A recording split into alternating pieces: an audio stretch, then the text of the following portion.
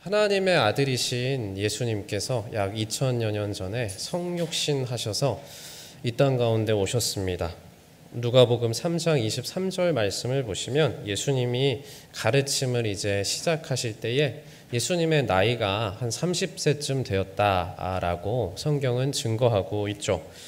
예수님은 30세쯤부터 이제 3년 반 정도의 기간 동안 이 땅에서 활동을 하시다가 잘 아시다시피 우리를 위하여서 십자가를 지시고 또 부활하신 이후에 지금은 우리가 사도신경을 통하여 고백하는 것처럼 하나님의 보좌 우편에 앉아 계십니다. 예수님께서 3년 반 정도의 이 공적인 사역을 감당하신 이 기간을 잘 아시는 공생애라고 부릅니다. 이와 비교하여서 이제 공생애 이전에 이제 30년 정도가 있겠죠. 그 30년 정도가 되는 기간을 편의상 사생애, 공생애와 비교하여서 사생애라고 구분지어서 부르기도 합니다. 예수님의 사생애 기간 동안 이 30년간의 기록은 성경에 거의 기록되어 있지 않죠. 반면에 예수님의 공생애 기간 동안의 활동은 신약 성경의 첫 번째 이 책인 마태복음부터 마가, 누가, 요한, 사복음서에 잘 기록이 되어 있습니다. 예수님께서는 십자가를 지시기 전에 3년 반 동안의 공생애 기간 동안 많은 활동들을 하셨는데요. 그 활동들을 요약해서 오늘 본문 말씀인 마태복음 4장 23절에서 잘 이야기해 주고 있습니다. 4장 23절 말씀 우리 다시 한번 화면을 보시면서 읽어보겠습니다. 예수께서 온 갈릴리에 두루 다니사 그들의 회당에서 가르치시며 천국 복음을 전파하시며 백성 중에 모든 병과 모든 약한 것을 고치시니 아멘. 이것이 공생의 기간 동안 예수님께서 이제 십자가를 지시기 이전에 공생의 기간 동안 하셨던 이 땅에 오셔서 하셨던 대부분의 일들입니다. 예수님이 공생의 기간 동안 하신 일들을 그래서 크게 우리는 세 가지로 이 성경 말씀을 참고하여 요약해서 세 가지로 말할 수 있겠습니다. 첫째로 가르치시며, 둘째로 천국 복음을 전파하셨고, 셋째로 모든 병과 약한 것들을 고치셨습니다. 가르치시며 전파하셨고 고치셨습니다. 요약하자면 교육과 전도와 치유입니다. 교육과 전도와 치유. 이 세 가지 사역을 예수님의 3대 사역, 예수님의 3대 사역이라고 부르기도 합니다. 그렇다면 예수님께서 교육과 전도와 치유, 이 3대 사역을 왜 하셨을까요? 왜 하셨는지 혹시 생각해 보신 분이 계십니까? 이를 알아보기 위하여서 예수님께서 이 땅에 오신 목적부터 먼저 좀 살펴보도록 하겠습니다. 누가복음 19장 10절 말씀을 보시면 예수님이 이 땅에 오신 목적에 대하여서 이렇게 기록하고 있죠. 인자가 온 것은 잃어버린 자를 찾아 구원하려 함이니라. 아멘.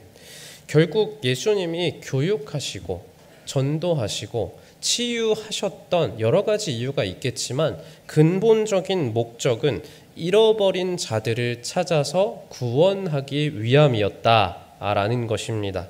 그렇다면 여기서 아까 전에 첫 번째로 말씀드렸던 이 첫 번째 질문으로 다시 한번 돌아가 볼까요?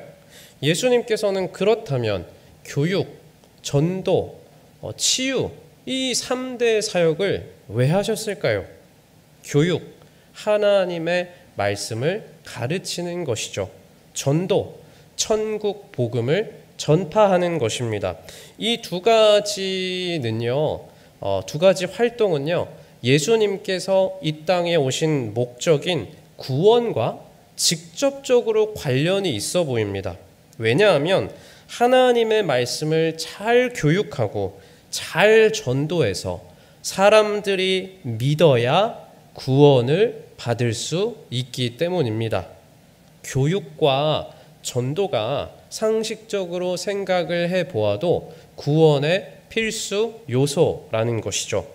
하지만 3대 사역의 세 번째로 언급하고 있는 사역인 이 치유 사역은 사실 구원과는 직접적으로 연관이 없어 보입니다.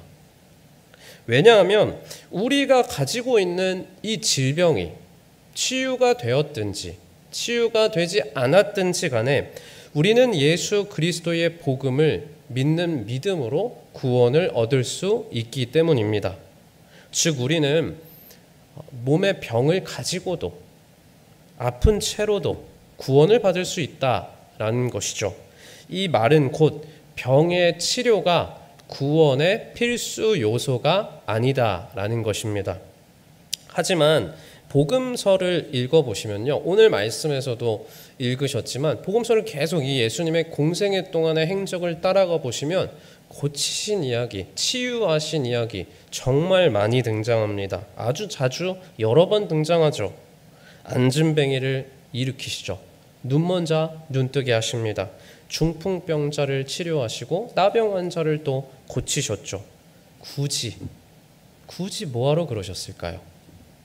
아픈 사람을 고치시고 치료하러 다니실 시간에 그 목적에 부합하게 하나님의 말씀을 더 많이 가르치셨더라면, 더 많이 전도에 힘쓰셨더라면 더 많은 사람들이 구원을 얻었을 텐데, 굳이 예수님께서는 왜 사람들을, 지금 이 현생에서 아픈 사람들을 치료하러 다니셨던 것일까요? 여기서 생각의 흐름을 쭉 이렇게 오셨는데요, 다른 쪽으로 한번 잠깐 틀어보겠습니다. 우리가 꿈꾸는 천국의 모습은 과연 어떤 모습일까요? 성경 가장 뒤에 있는 책인 요한계시록 21장 4절 말씀에는요, 천국에 대하여서 이렇게 설명해 주고 있습니다. 우리 함께 읽어보겠습니다. 모든 눈물을 그 눈에서 닦아주시니 다시는 사망이 없고 애통하는 것이나 곡하는 것이나 아픈 것이 다시 있지 아니하리니 처음 것들이 다 지나갔음이러라. 아멘.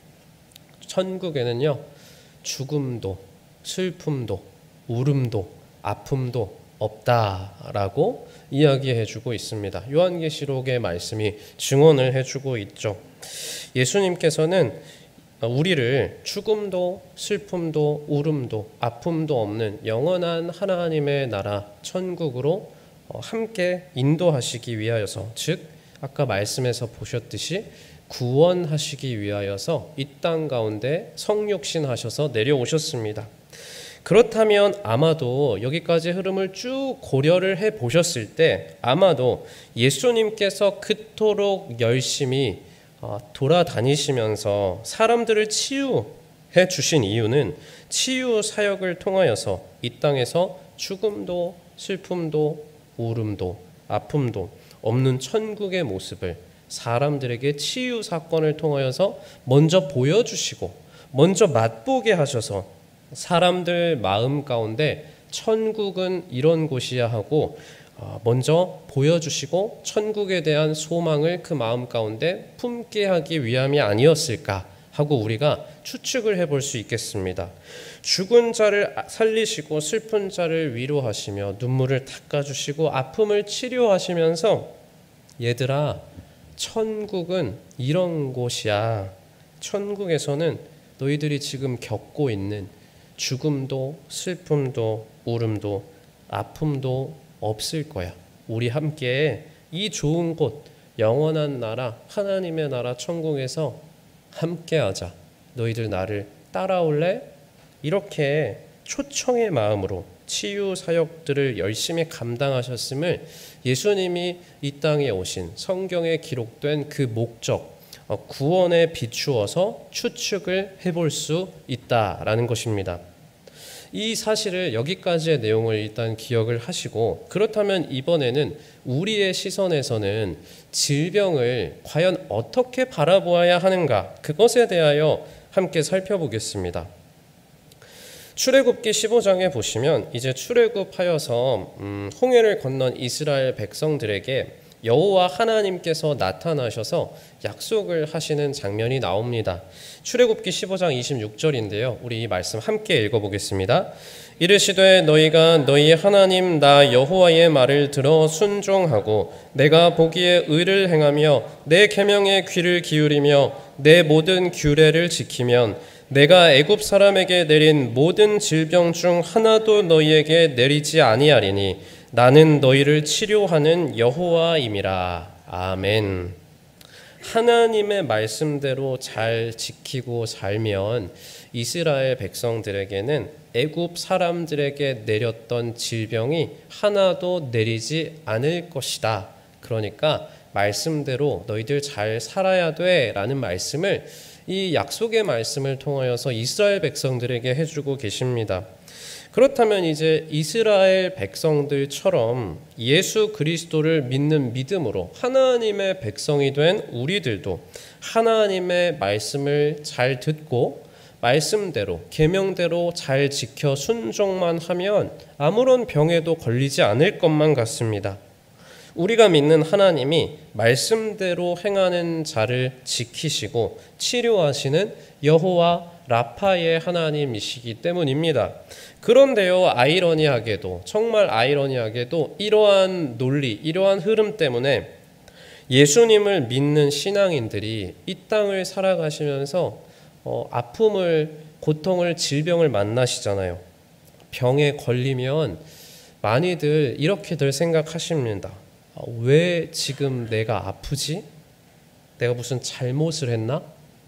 내가 하나님 앞에서 뭔가 큰 죄를 지은 게 있나?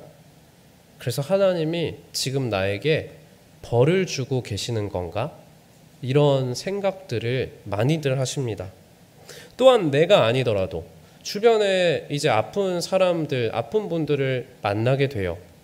그 아픈 분들이 생기면, 보이면 가셔서 위로해 주시고 공감해 주시다가도 한마디 덧붙이시죠. 하나님 앞에서 죄 지은 게 없는지 한번 잘 생각해 보세요. 아무 이유도 없이 아픈 게 아닙니다. 그렇게 또 여기까지 올라왔다가 참기도 하고 참지 못해서 뱉기도 하고 그렇죠. 여러분 당연히 아무 이유도 없이 아픈 게 아니겠죠. 유전적으로 어떤 신체 기관이 약해서 타고난 게 약한 거예요. 그래서 병에 걸릴 수도 있는 거죠.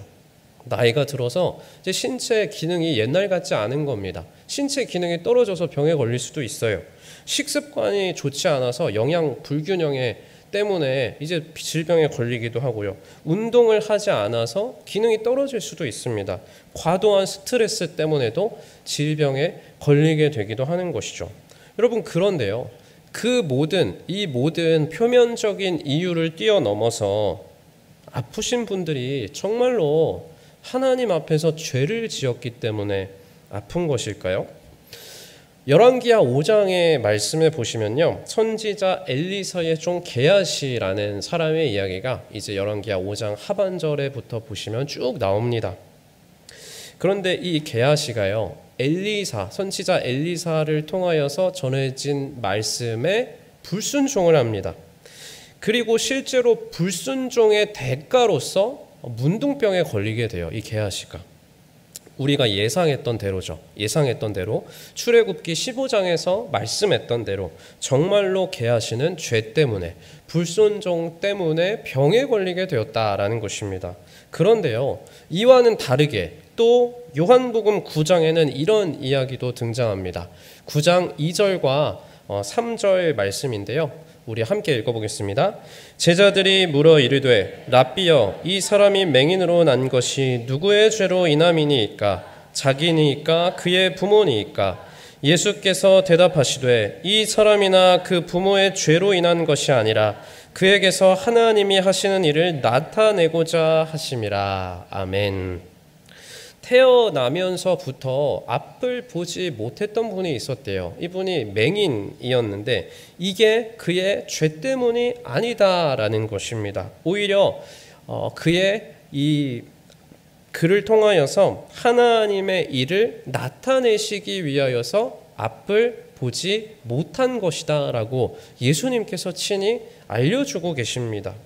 여러분, 맹인의 보지 못함과 게하시에게 걸린 문둥병이 서로 원인과 목적이 분명히 달랐습니다. 게하시처럼 죄 때문에 질병에 걸릴 수도 있는 것이지만 이 맹인처럼 하나님의 일을 이루기 위하여서 못 보게 될 수도, 원래부터 못 봤죠. 못 볼 수도 있다는 것입니다. 이 말씀들을 우리가 기억한다면, 적어도 이 장면들을 우리가 알고 있다면, 우리가 살면서 질병에 걸리게 되었을 때, 또 주변에서 이제 아픈 사람들을 만나게 되었을 때, 이거 죄 때문에 아픈 거야, 이렇게 단정 짓고 마음대로 판단하거나 함부로 다른 사람들에게 손가락질 할 수 없을 것입니다. 그럼 죄 때문도 아니라면 우리가 살다가 병을 만나게 되었을 때 어떻게 해야 할까요? 일단 아프고 괴롭죠. 병에 걸리면 너무 아프고 괴롭죠. 아프고 괴로우니까 하나님 우리 아버지 되신다라고 약속하셨잖아요. 아버지 되신 하나님께 저 아파요 하고 낫게 해달라고 간절히 기도해야 할 것입니다. 그럼 또 질문이 생겨요. 기도하면서도 마음 가운데 올라오죠. 스물스물. 기도한다고 나을까? 이거 기도한다고 정말 나을까? 내가 이거 포기하지 않고 기도하고 있는데 정말 나을까? 이런 마음이 생깁니다. 열왕기하 20장에 보시면요, 남유다의 왕 히스기야의 이야기가 등장합니다. 너무나 잘 아시는 이야기일 거예요. 히스기야는 실제로 병이 있었어요. 병이 있어서 병세가 심해져서 실제로 죽기 직전까지 갔습니다. 하지만 히스기야는 포기하지 않았죠. 병을 낫게 해달라라고 하면서 울면서 하나님께 매달렸습니다. 통곡하면서 하나님께 기도했죠. 하나님은 히스기야의 기도와 눈물을 보시고 병을 낫게 해주셨다라고 열왕기하 20장에 분명히 기록되어 있습니다. 히스기야뿐만이 아니라 살아오시면서 기도로 이 사람 병이 낫게 되고 불치병이 낫게 되고 하신 이야기들 실제로 보신 분들도 있으실 거고 많이 들어보셨을 겁니다. 그런데 이런 경우들도 있죠. 교회에 다니지 않는, 하필 믿음이 없는 우리 가족이 아픈 겁니다. 당연히 믿음이 없으니까 그분이 기도할까요? 기도 잘 안 하게 됩니다. 믿음이 없거든요. 그냥 병원 가시고 그렇게 되는 거죠. 스스로 낫게 해달라고 기도하시지 않는 거예요. 이러한 상황들 중에서 그분을 낫게 해달라고 우리가 대신해서 그 소중한 분을 위해서 기도하면 그분이 낫겠습니까? 마태복음 8장을 보시면요, 한 백부장의 이야기가 등장합니다. 백부장은 100명의 군인들을 지휘하는 지휘관이었습니다. 그런데 그의 하인 중 하나가 중풍병에 걸린 거예요. 중풍병에 걸려서 집에 누워 있는 겁니다. 백부장이 이제 이 하인이 스스로 올 수가 없으니까 백부장이 이 하인을 대신해서 예수님 앞으로 나옵니다. 찾아가서 그의 병을 낫게 해주십시오 하고 간절히 청하죠. 예수님이 이 백부장에게 그 하인 보고 직접 오라고 하세요, 그렇게 말씀하셨나요? 그렇지 않았습니다. 예수님께서는요, 그저 이 백부장의 믿음을 보시고 집에 누워있는 그 하인의 중풍병을 낫게 해주시죠. 이처럼 우리가 아플 때 병을 기도해서 병이 나을 수 있습니다. 또한 다른 사람이 아플 때, 특히 또 믿음이 없는 분이 아플 때에도 우리가 대신해서 그를 위하여 예수 그리스도의 이름을 통하여서 하나님께 기도함으로 그에게도 하나님의 치유가, 사건이 임할 수 있는 것입니다. 그래서 우리 교회에도 중보 기도단이 있죠. 중보 기도단이 있어서 아프신 분들의 그 소식들을 계속해서 공유하고 꾸준히 함께 기도하고 있습니다. 그토록 그런데 기도를 열심히 했는데도요, 병이 낫지 않는 사람, 병이 낫지 않던 사람도 분명히 있습니다. 우리가 대표적으로 잘 아는 사도 바울이 또 있죠. 사도 바울은 육체의 가시라고 표현된 그 육체의 질병을 낫기 위하여서 간절히 기도했다라고 하죠. 여러 번 기도했습니다. 하지만 치유의 은혜를 무려 사도 바울조차도 경험을 할 수가 없었습니다. 대신 사도 바울은 그 치유, 그 기도로 하나님께 나아가는, 치유를 위하여서 기도로 하나님께 나아가는 그 과정을 통하여서 하나님 아버지의 마음을 깨달아 육체의 가시를 바라보는 그의 마음 가운데 자유를 얻습니다. 자유해졌다라는 말의 의미가 단순히 이 몸에서 병이 떠나갔다, 육체의 가시가 뽑아졌다라는 의미가 아니라 몸에 병을 지닌 채로도 감사하며 기쁘게 사도 바울의 말에 따르면 오히려 자랑하며 살아가게 되었다라는 것이죠. 여태까지의 내용을, 성경에 나온 내용들 어쩌면 다들 아시는 내용일 거예요. 여태까지의 내용을 쭉 말씀드렸는데요. 사례에 따라서 이 내용들을 다시 한번 정리해서 쉽게 말씀드려 보겠습니다. 질병은 게하시의 경우처럼 하나님의 말씀을 어겨서 생기는 경우가 있지만, 맹인으로 태어난 사람처럼 또 하나님의 계획을 이루시기 위하여 생긴 경우도 있습니다. 병이 생겼을 때 히스기야 왕처럼 눈물의 기도로, 간절한 기도로 낫는 경우가 있습니다. 또한 본인이 기도해서 낫는 경우도 있지만, 백부장의 간청으로 하인이 낫게 된 것처럼 우리의 중보 기도를 통하여서도 다른 사람의 병이 낫게 될 수 있습니다. 그러나 사도 바울처럼 아무리 기도해도 낫지 않는 경우도 있습니다. 육체의 질병을 통하여서 자만하지 않도록 그리스도의 능력이 그가 사역을 마칠 때까지 끝까지 그의 삶 가운데 임하도록 하나님께서 사도 바울을 은혜 가운데 그를 끝까지 붙잡으셔야 했기 때문입니다. 그렇다면 여기에 더해서 예수님께서는 어떤 마음으로 이 땅에서 사람들을 고치시고 치료해 주셨나요? 앞서 살펴보셨듯이 예수님의 공생의 기간 중 3대 사역으로 교육과 전도와 치유가 있었습니다.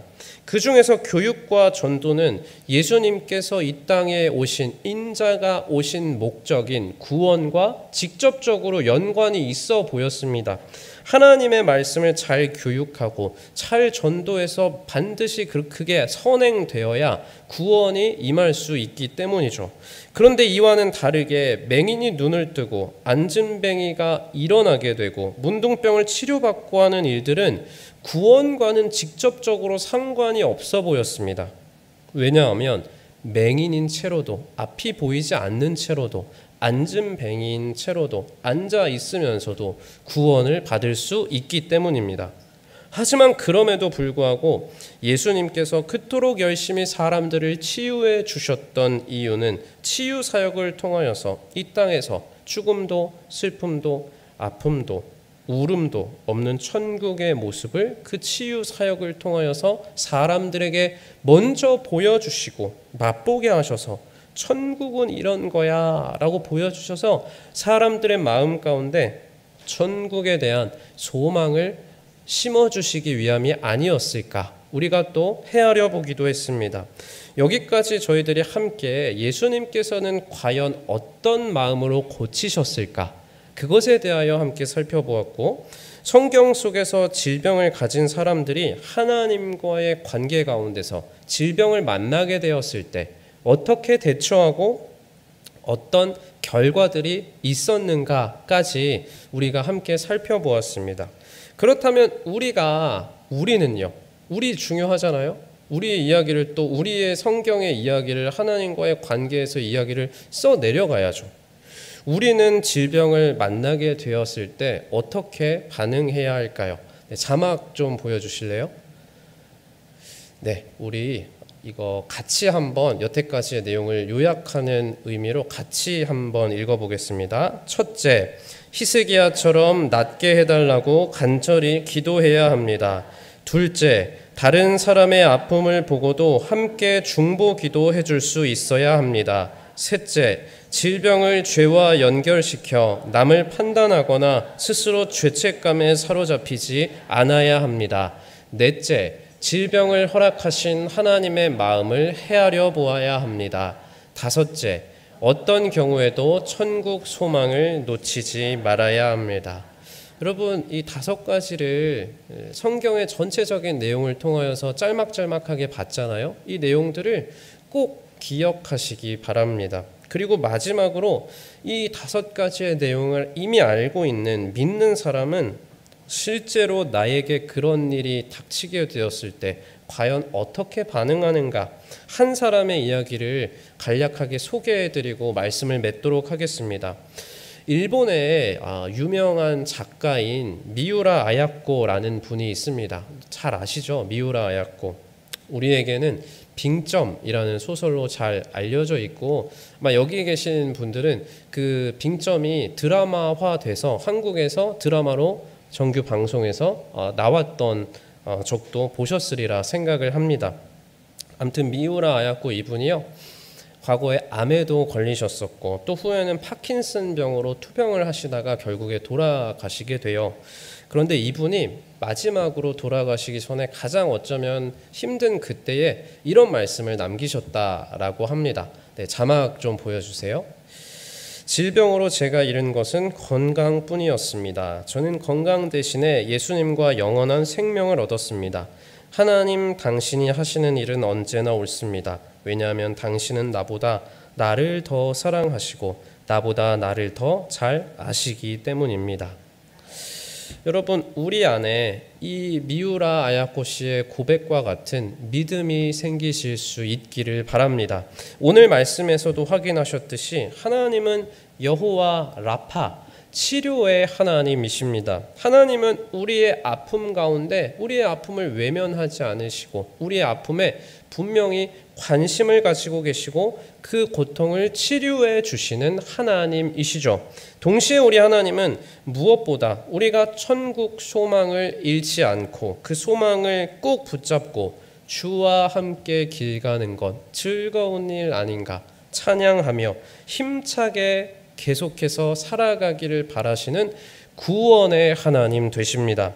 오늘 말씀을 기억하시며 여호와 라파에 담긴 하나님 아버지의 마음을 깨달아 우리의 죄와 아픔을 결국에는 영원히 치료하실 이 하나님을 기대하며 끝까지 살아가시는 우리 모두의 복된 앞길 되시기를 간절히 축복드립니다.